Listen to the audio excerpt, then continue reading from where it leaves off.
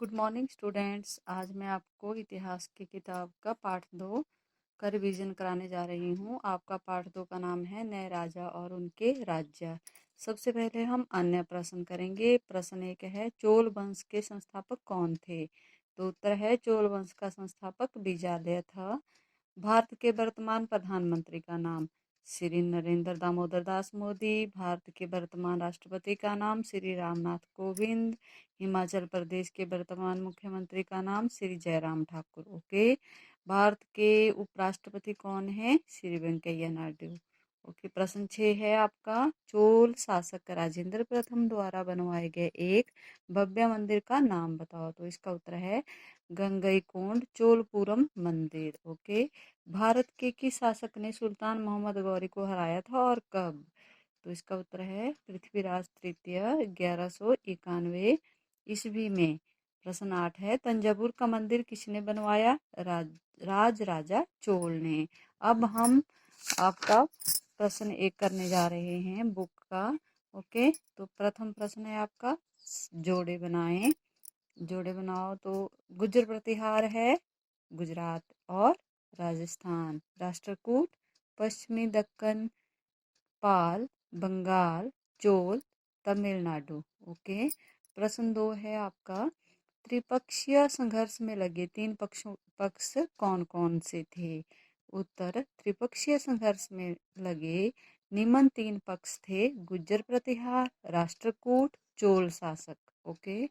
प्रश्न 3 है आपका, चोल साम्राज्य में सभा की किसी समिति का सदस्य बनने के लिए आवश्यक शर्तें क्या थी? उत्तर, चोल साम्राज्य में सभा की किसी समिति का सदस्य बनने के लिए निम्नलिखित आवश्यक शर्तें थी।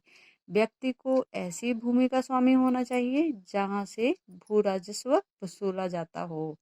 2, उस व्यक्ति के पास अपना घर होना चाहिए। नंबर 3, उसकी आयु 35 से 70 वर्ष के बीच होनी चाहिए। नंबर 4, उसे वेदों का ज्ञान होना चाहिए। नंबर 5, ईमानदार व्यक्ति होने के साथ साथ उसे प्रशासनिक कार्यों की जानकारी होनी चाहिए। नंबर 6 है, यदि वह व्यक्ति पिछले 3 वर्षों से किसी समिति का सदस्य रहा है तो वह किसी और समिति का सदस्य नियुक्त नहीं हो सकता। नंबर 7 है, जिस व्यक्ति ने अपने या अपने संबंधियों के खाते जमा नहीं कराए हैं तो वह चुनाव नहीं लड़ सकता। ओके। अब हम प्रश्न 4 करने जा रहे हैं। प्रश्न 4 है, चाहमानों के नियंत्रण में आने वाले 2 प्रमुख नगर कौन से थे? तो चाहमानों के नियंत्रण में आने वाले 2 प्रमुख नगर निम्नलिखित थे, दिल्ली और अजमेर। ओके।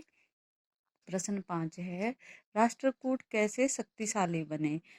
बच्चों, राष्ट्रकूट दक्कन के शासक थे। आरंभ में वे कर्नाटक के चालुक्य शासकों के अधीन थे।